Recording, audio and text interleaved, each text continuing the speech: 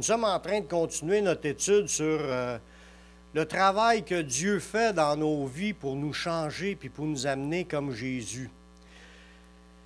La parole de Dieu est bourrée d'enseignements,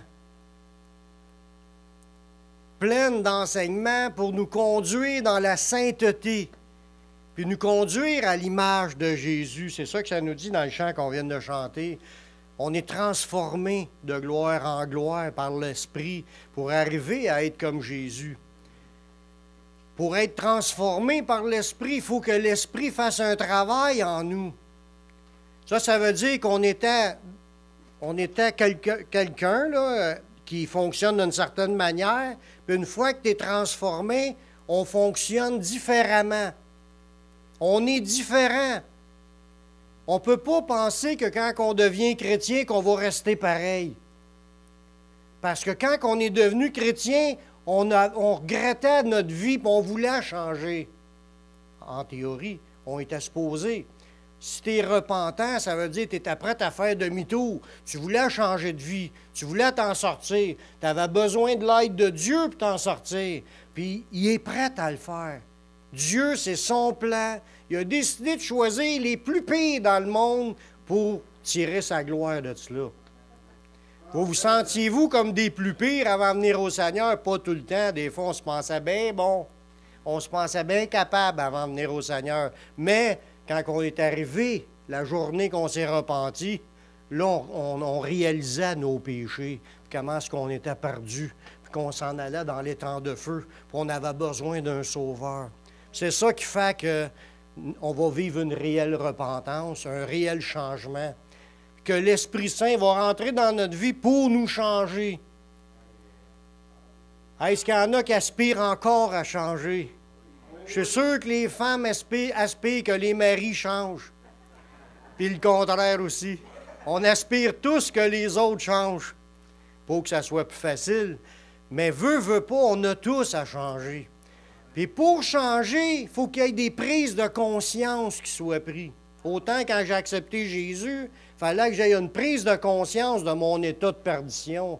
Que sans lui, là, je m'en vais en enfer, je m'en vais dans les temps de feu pour l'éternité. Je suis perdu. Puis là, tu réalises que tu as besoin d'un sauveur. Il y avait une prise de conscience. Mais tous les autres points qu'on a changés tout le long de notre vie, là, mais ça prend des prises de conscience pour changer. Il faut réaliser notre état pour qu'on change. Une fois qu'on réalise notre état, c'est là qu'on peut en parler à Dieu, puis demander pardon, puis demander le secours de nous changer. Puis il va le faire parce qu'il est fidèle. C'était justement ce qu'il voulait faire, qu'on change, puis qu'on arrive à devenir comme Jésus.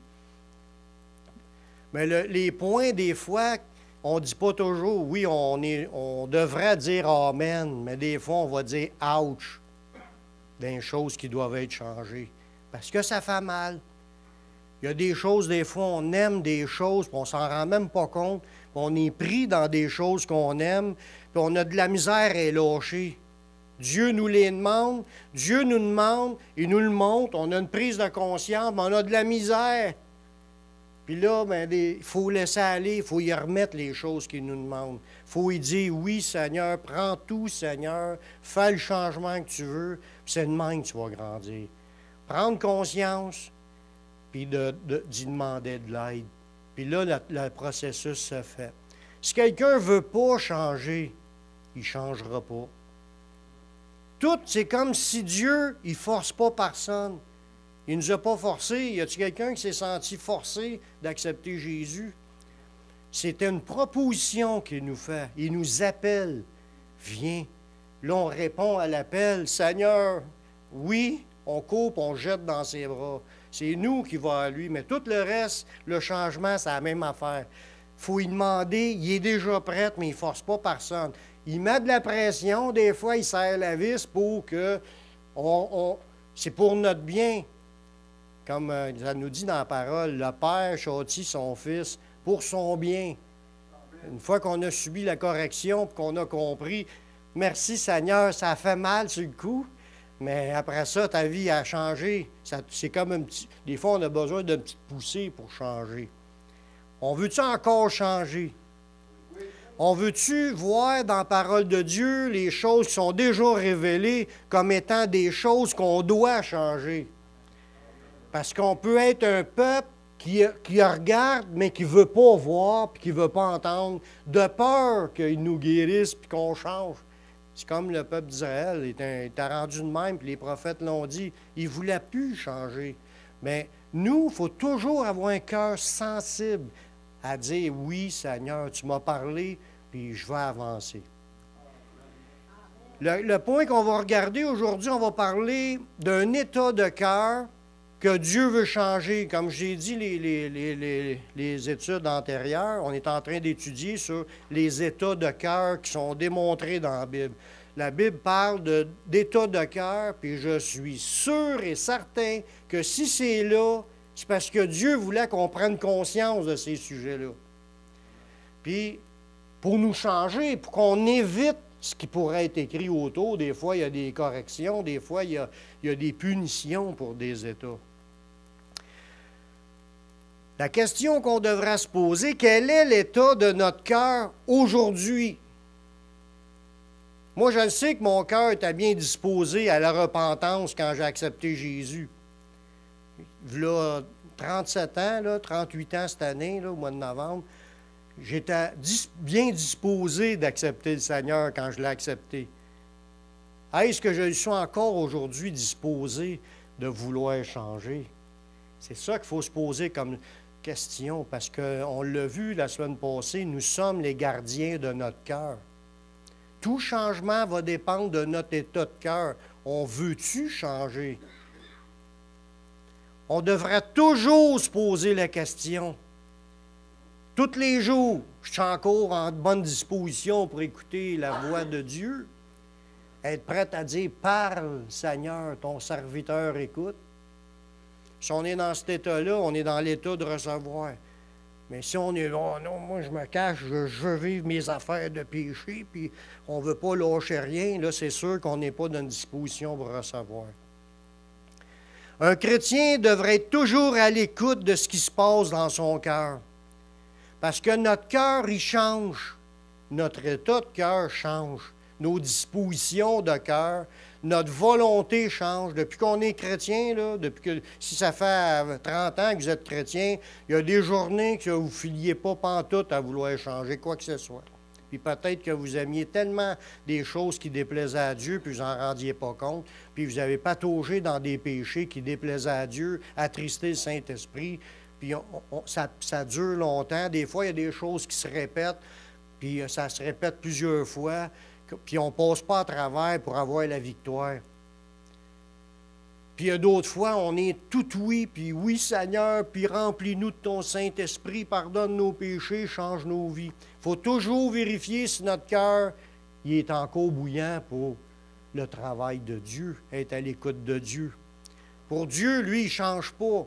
Il est éternellement le même. Sa parole, elle ne change pas. Mais nous, le fait de changer peut faire qu'on porte du fruit ou on n'en porte pas.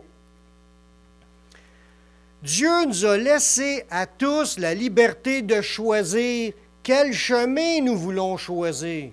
Tout le monde a ce choix-là. Dieu y appelle, mais les gens sont libres. Dans Jérémie 21:8, Dieu dit à Jérémie, « Tu diras à ce peuple, ainsi parle l'Éternel, voici je mets devant vous le chemin de la vie, puis le chemin de la mort. » Ça veut dire que le peuple d'Israël avait le choix. Le chemin de la vie ou le chemin de la mort. Tu as le choix. Soit que tu décides de suivre, puis d'accepter ce que Dieu dit, puis d'avancer là-dedans pour la vie, ou de résister, puis de refuser, puis de rejeter, puis de tasser ce qu'il te dit pour persister dans la rébellion qui est le chemin de la mort. Tout le monde sur la terre a ce choix-là devant ses yeux tous les jours. Même après un disciple de Jésus qui a fait 35 ans qu'il est chrétien, peut décider d'abandonner le Seigneur. Il y en a qui ont abandonné de ceux qu'on connaît, puis qui ont goûté, ils ont pris part aux dons célestes, ils ont été remplis du Saint-Esprit, ils ont connu les promesses, comme ça nous dit dans Hébreu, mais ils sont tombés. Il y en a comme ça. Qu'est-ce qui s'est passé entre le temps qu'il l'était rempli puis le temps qu'il ne l'était plus, puis que là, au point qu'il lâche le Seigneur? Il a pris des mauvaises décisions. Il avait le chemin devant lui, le chemin de Dieu, puis c'est sûr que le Saint-Esprit l'attirera, mais il y a un endurcissement qui est possible, puis ils choisissent le mauvais chemin. Le constat de Jésus sur cette situation-là fait très peur, dans le verset qu'on va lire, là, parce que Jésus dit, il y en a peu qui prennent le chemin de la vie. On voit ça dans Matthieu 7, 14.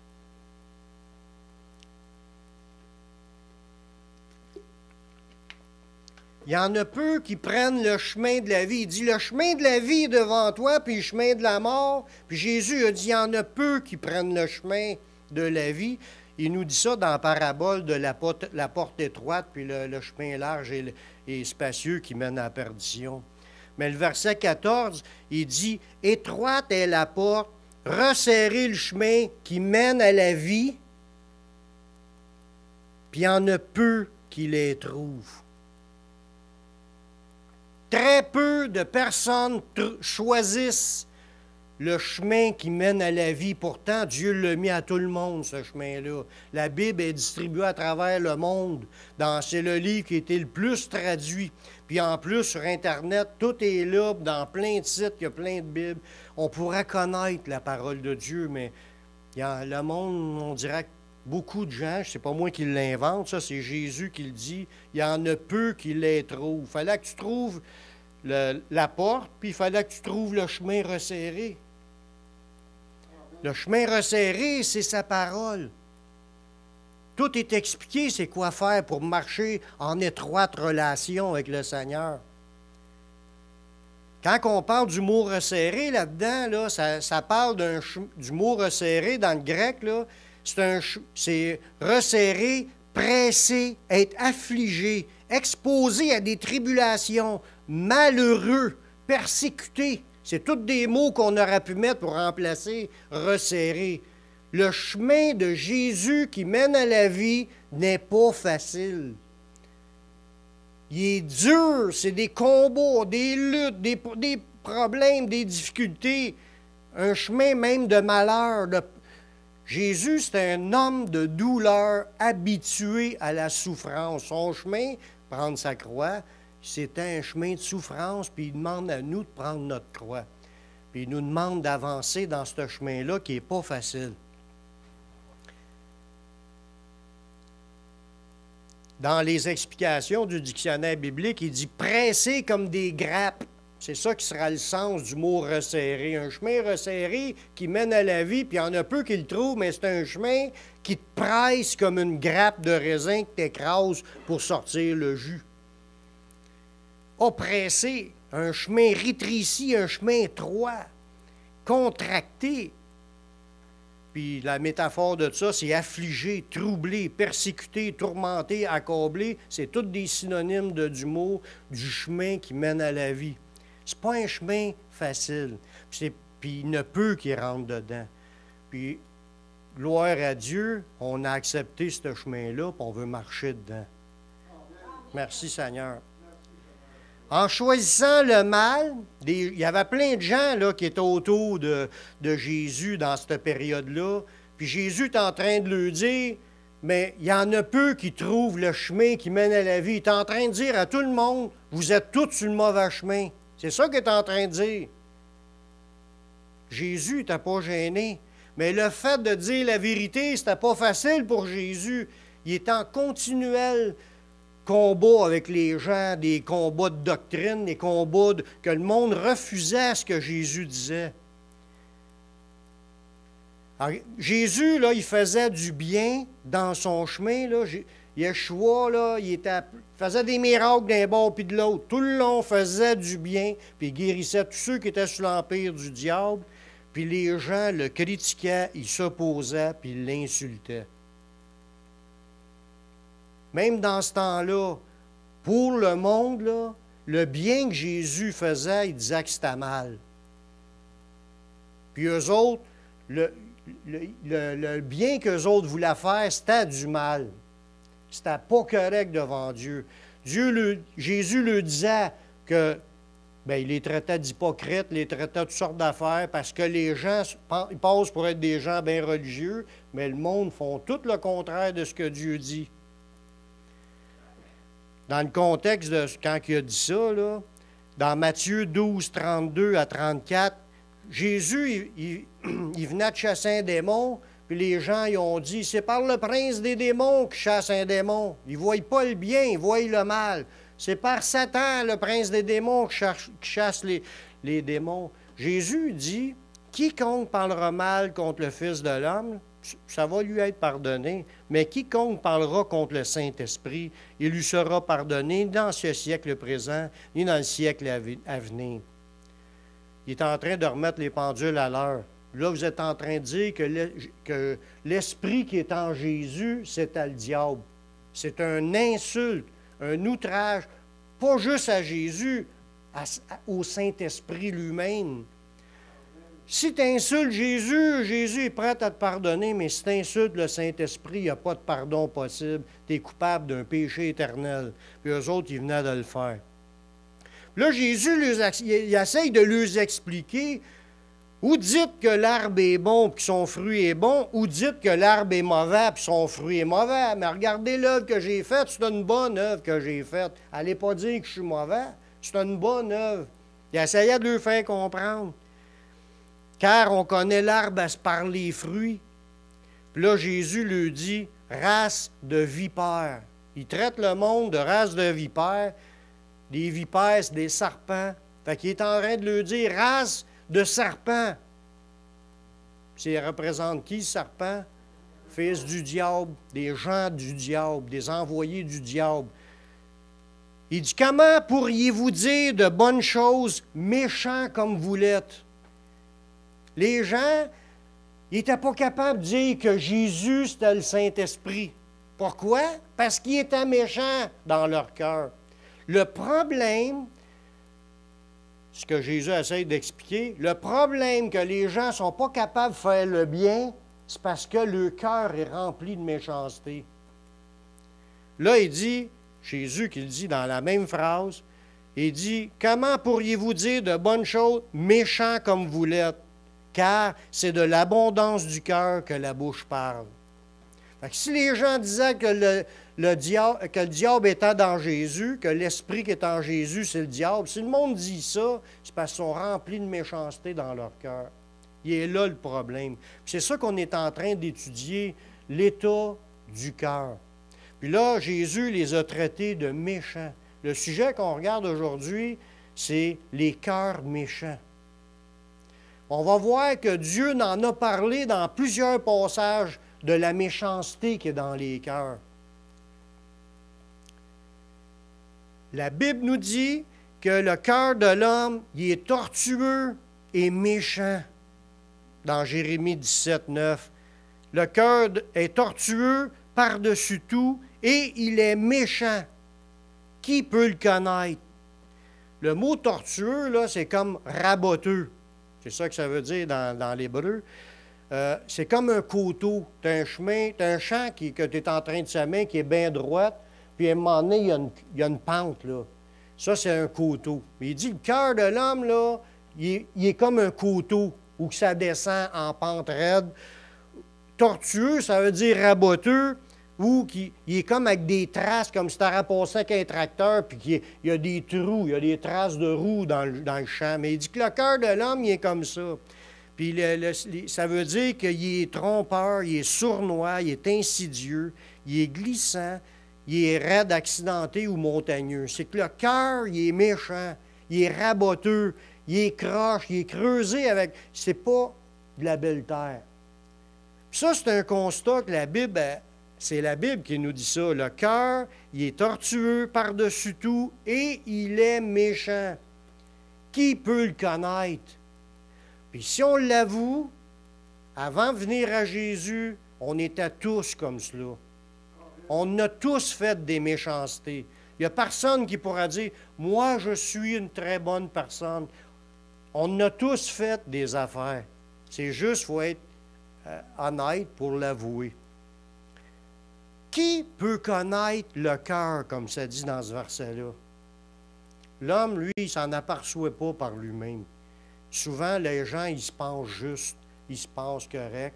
Ils viennent de frauder le gouvernement sur le rapport d'impôt. Ils viennent de dire des affaires qui étaient faux. Ils viennent d'insulter du monde. Pas grave, moi, je suis un bon gars. Les gens ne sont pas capables de voir par eux-mêmes ce qui est bien. Oui, la conscience nous le dit que telle affaire n'est pas bien. Des fois, on se sent mal. Pour ceux qui ont une conscience bien sensible, ils vont se sentir mal après avoir fait de quoi, mais on fait des méchancetés. Qui connaît vraiment les cœurs? Il y a juste Dieu lui-même qui pèse les cœurs puis qui peut nous dire la vérité sur notre état. Dans Proverbe 24, le verset 12, ça nous démontre c'est qui pèse les cœurs puis qui les comprend. Il dit, si tu dis, « Oh, nous ne savions pas », mais celui qui pèse les cœurs ne le voit-il pas? Celui qui veille sur ton âme ne le connaît-il pas? Et ne rendra-t-il pas à chacun selon ses œuvres? Ça, dans ce verset-là, c'est en train de nous dire, Dieu sait tout ce qu'on pense. Depuis qu'on est au monde, on ne peut pas rien cacher.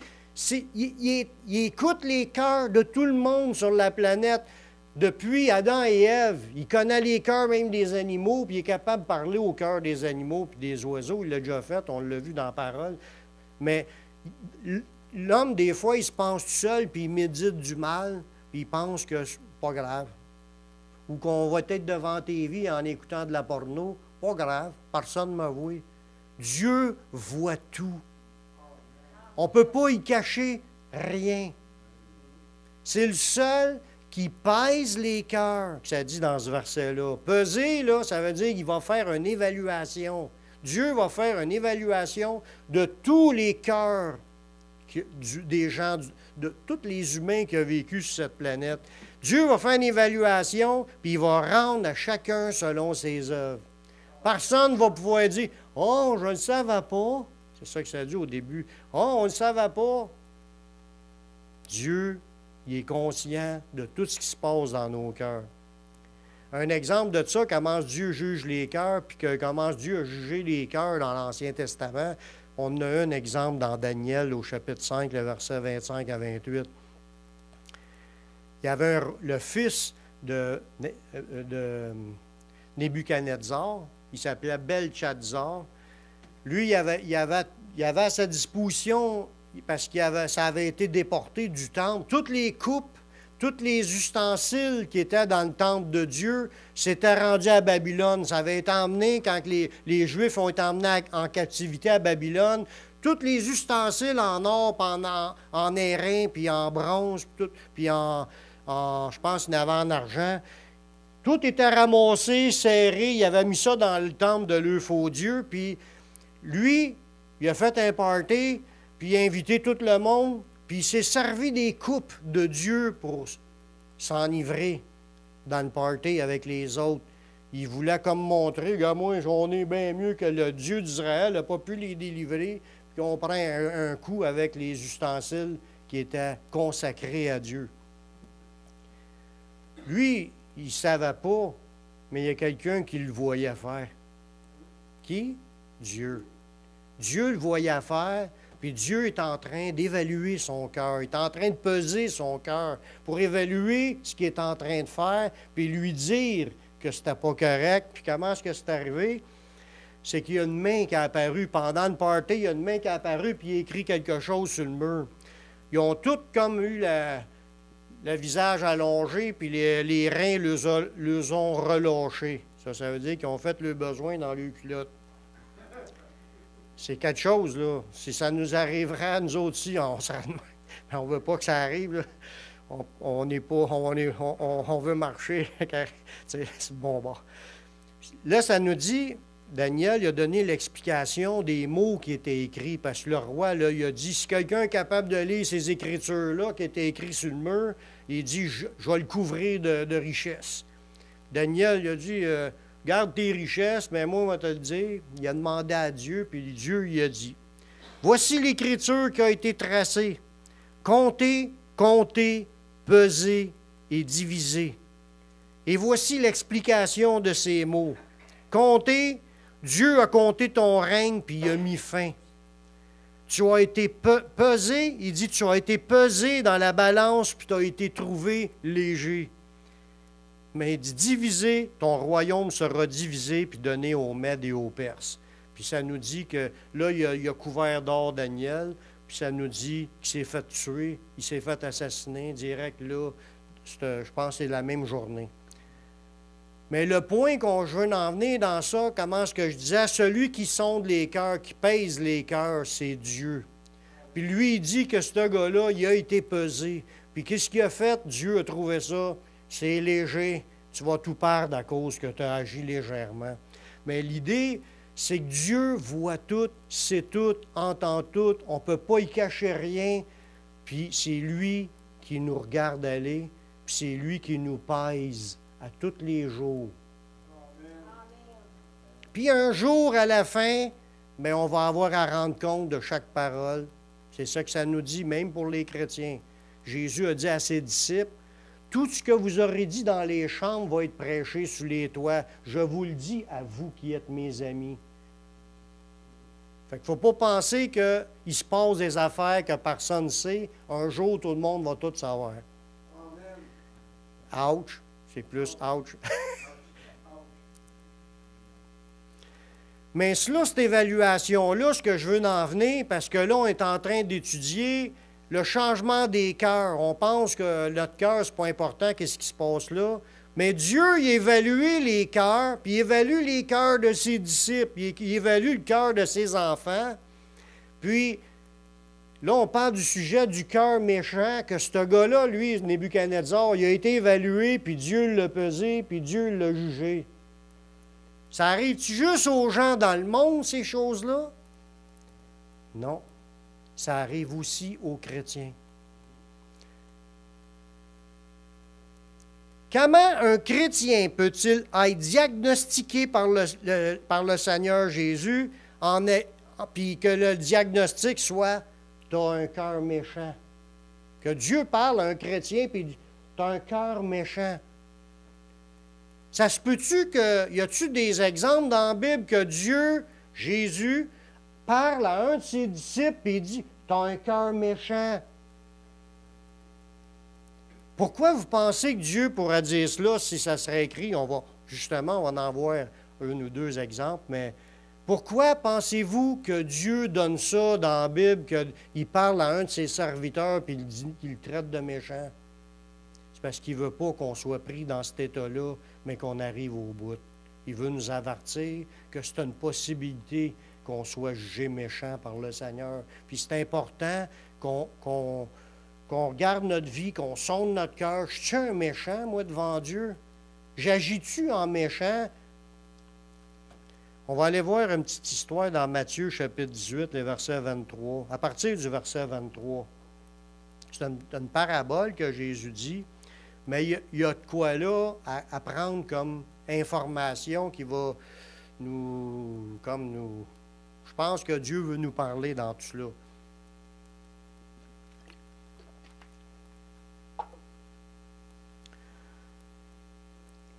Jésus dit, c'est pourquoi le royaume des cieux est semblable à un roi qui a voulu faire rendre compte à ses serviteurs. Tu sais, je vous disais tantôt, ses serviteurs au roi vont avoir à rendre compte. Un jour, on va avoir à rendre compte. Chacun de nous, individuellement, on va passer devant le Seigneur pour être évalué.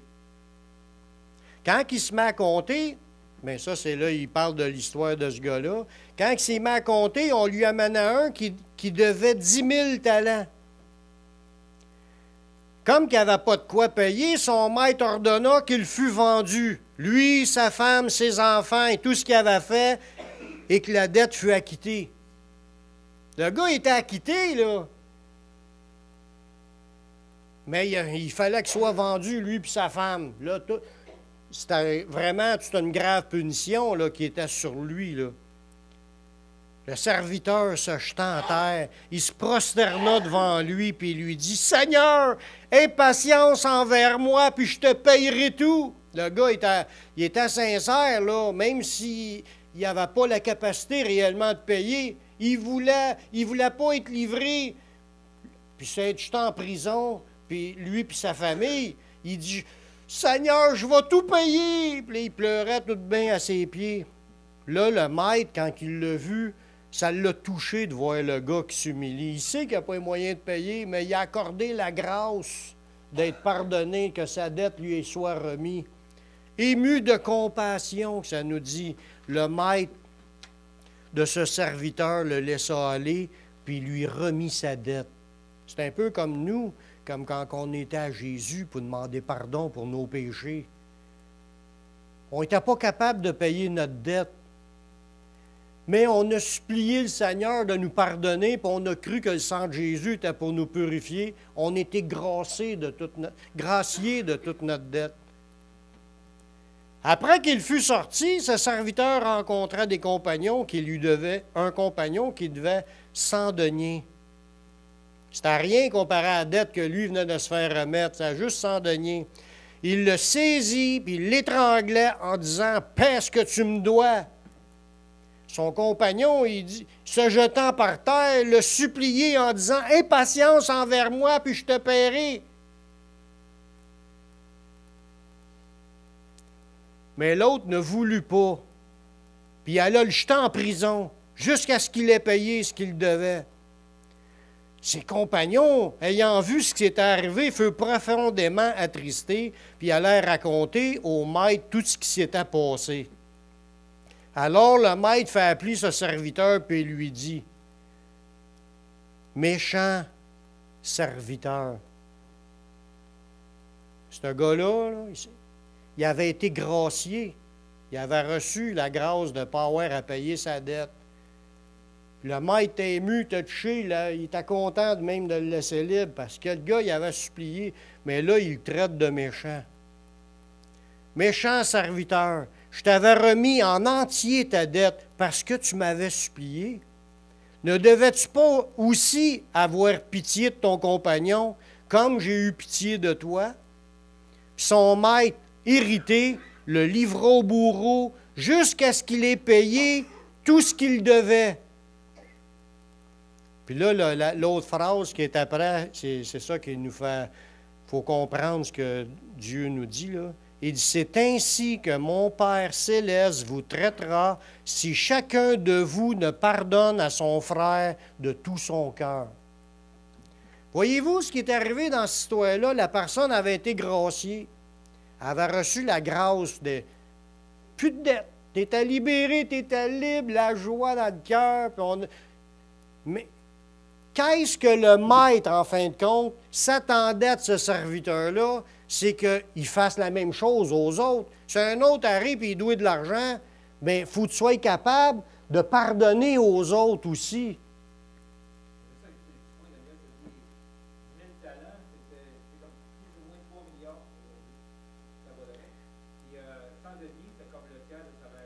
Oui. C'est ça. Il avait été une dette incroyable, il avait été remis, puis l'autre, il devint des pinottes. Là. Il était prêt à tuer l'autre, à l'étrangler, puis à l'envoyer en prison. Il a agi avec méchanceté, il n'a pas agi avec un cœur de grâce comme qu'il avait reçu la grâce lui aussi. Il devait se dire, personne ne le sait, qu'est-ce que je suis en train de faire, puis je vais avoir ce qui m'appartient. Puis il était cruel, il était surtout méchant. C'est ça qu'on disait tout à l'heure, que dans la nature humaine, le cœur de l'homme, c'est la méchanceté. Mais le maître s'attend à ce qu'on soit dans la grâce, dans le pardon de tout notre cœur. Puis il nous dit, Jésus, c'est ainsi que mon Père céleste vous traitera si chacun de vous ne pardonne à son frère de tout son cœur. Voyez-vous les attentes de Dieu dans cela? Nous, on était graciés de tous nos péchés. C'est une dette qu'on n'aurait jamais pu payer.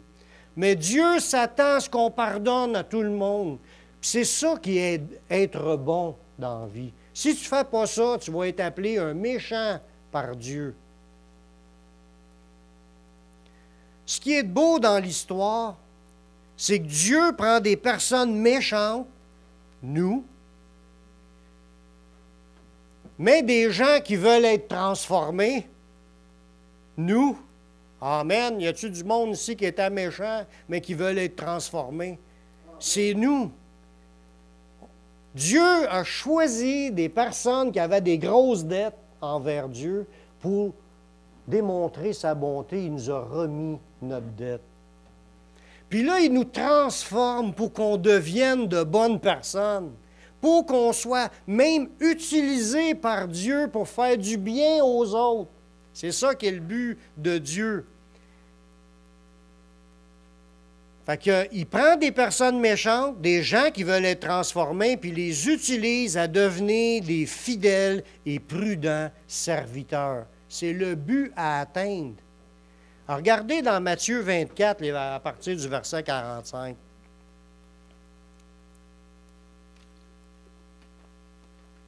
Moi, je me sens visé là-dedans.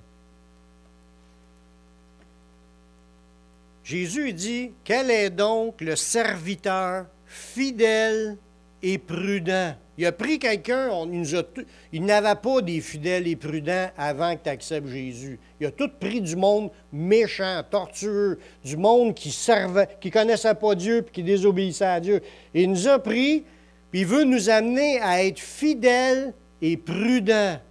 On va le voir après ce que ça veut dire, mais il veut nous amener à une stature qu'on n'aura jamais atteint par nous-mêmes pour qu'on soit tellement fidèle et prudent que son maître a établi sur ses gens pour leur donner la nourriture au temps convenable. Ça veut dire qu'en plus, Dieu va nous donner la responsabilité de s'occuper de ses frères et sœurs, de bénir ses frères et sœurs, de faire du bien à ses frères et sœurs, de s'en occuper, leur donner la nourriture au temps convenable. Fait que Dieu établit, c'est Dieu qui établit sur ses gens. C'est un appel de Dieu que c'est pas pour rien que Dieu nous a placés où ce que nous sommes, puis qu'il y ait des frères et sœurs dans le besoin autour de nous. C'est parce que c'est Dieu qui a voulu que ça soit comme ça, pour qu'on s'en occupe, pour qu'on déverse des bontés qu'on a reçues, d'être graciés, d'être transformés, puis qu'on puisse le déverser ces autres pour accorder la même grâce et les mêmes bontés sur les autres qui sont autour de nous. Dieu veut nous utiliser, chacun de nous, là. Il dit, là il rajoute, « Heureux ce serviteur que son maître à son arrivée le trouvera faisant ainsi. Je vous le dis, il l'établira sur tous ses biens. » Voulez-vous être établi sur tous les biens de Dieu, l'autre bord? Mais dans votre vie ici, choisissez le chemin de déverser, donner, aider, prendre soin. C'est ça, il nous a placés là pour qu'on s'occupe des autres frères et sœurs. C'est son plan, Dieu. Puis quand on est rendu là, on est appelé par Dieu un fidèle. Fidèle, là, c'est quelqu'un qui est loyal, qui est sûr, on peut se fier sur lui. C'est des personnes qui se montrent fidèles dans leurs transactions d'affaires, tu sais, qui marchent droit, là, qui sont justes, puis ils donnent les bonnes choses, tu sais, dans l'exécution des ordres, puis accomplissent les devoirs officiels. Ou ça veut dire celui qui garde sa foi engagée, puis est digne de confiance. Dieu s'attend à ce qu'on devienne tous comme ça. On était tous des méchants, mais il veut qu'on devienne tous des fidèles qui s'occupent des autres. Puis il veut nous le dire, nous appeler bons et fidèles serviteurs. Il dit dans un autre verset. Prudents, il dit parce que là, il les appelle fidèles et prudents. Les prudents, c'est ceux qui sont sages, qui sont intelligents, pleins de bon sens, sont sensés, sont attentifs aux intérêts. Bien là, vu qu'on sert le maître, on est attentif aux intérêts du maître, on est avisé, on fait notre tâche avec du sérieux. C'est ça.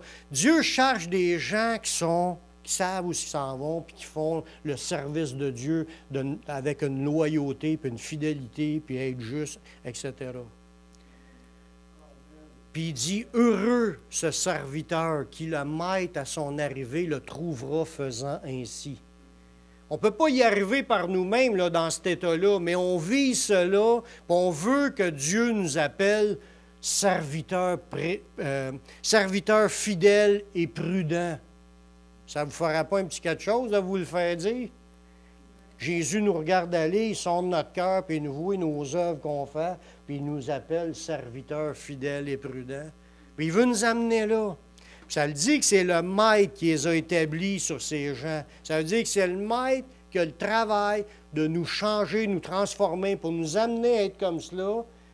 Mais il faut qu'on soit volontaire, comme j'ai dit tout à l'heure, de choisir, d'accepter que le travail se fasse. Parce qu'on peut choisir le chemin de la résistance puis de la rébellion, puis s'éloigner, puis Dieu voit tout, puis des fois, il ne peut pas rien faire avec nous autres. Il faut toujours prendre garde de conserver un cœur selon Dieu. Même de conserver notre cœur bon pour Dieu. Être des bonnes personnes qui servent Dieu fidèlement pour Dieu. Dans Matthieu 24, 48, dans le même verset qu'on vient de lire, mais l'autre verset qui arrive juste en dessous, puis ça, là, ce verset-là, c'est qu'il ne faut jamais se retrouver dans cet état-là. Comme je disais tantôt, le maître a établi certains, puis ils sont appelés des fidèles, puis il y en a d'autres, on va voir. Jésus qui parle, il dit, « Mais si c'est un méchant serviteur, là, on voit encore l'idée, quand je disais tantôt, que le cœur, il est méchant.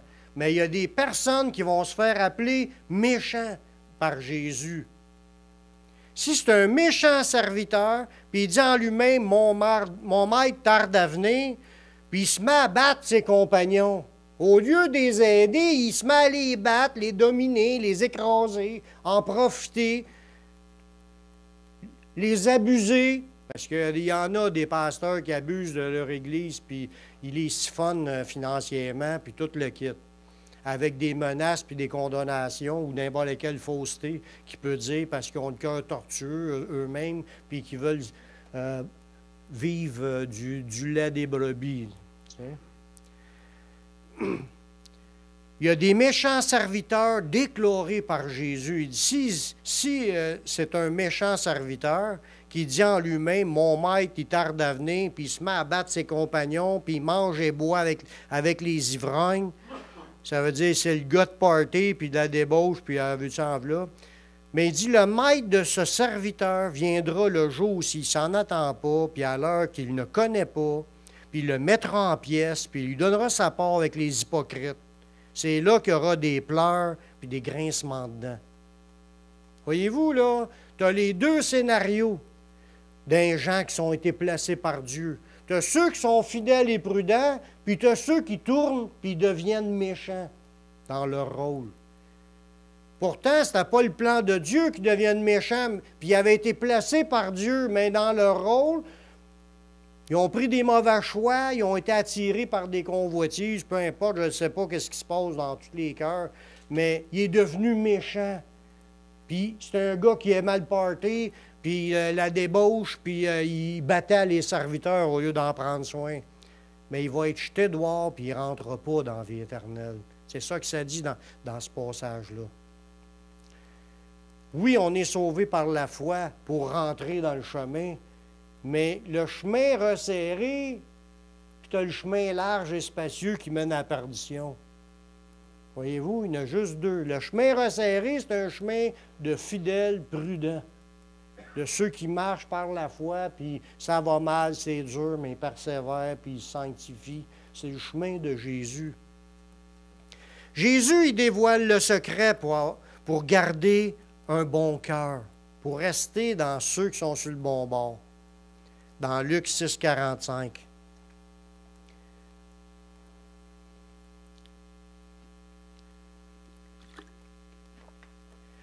Jésus dit, l'homme bon, il tire de bonnes choses du bon trésor de son cœur. Puis le méchant, C'est là encore le bon puis le méchant. Tire de mauvaises choses de son mauvais trésor. Car c'est de l'abondance du cœur que la bouche parle. Voyez-vous, là, les deux personnes qui étaient là, des serviteurs du Seigneur au-dessus de l'Église, il s'est passé de quoi dans les cœurs des gens? Il s'est passé de quoi dans le cœur d'une personne pour qu'il reste fidèle et prudent, puis il s'est passé de quoi dans le cœur de l'autre pour qu'il devienne méchant? C'est ça que Jésus dit. Le bon, il va tirer de bonnes choses de son bon trésor, puis l'autre, il va tirer de mauvaises choses de son mauvais trésor. C'est quoi le trésor qu'on a dans notre cœur? C'est un bon trésor ou un mauvais trésor? Le bon trésor, c'est la parole de Dieu, être heureux d'être sauvé, de croire en Jésus, de savoir qu'on a la vie éternelle, que notre nom est inscrit dans le livre de vie, on a toutes les promesses de Dieu. Fait que si tu restes dans ton bon trésor, dans tes pensées qui sont la véritable trésor, tu vas être heureux d'être chrétien, puis tu vas vouloir servir le Seigneur de tout ton cœur.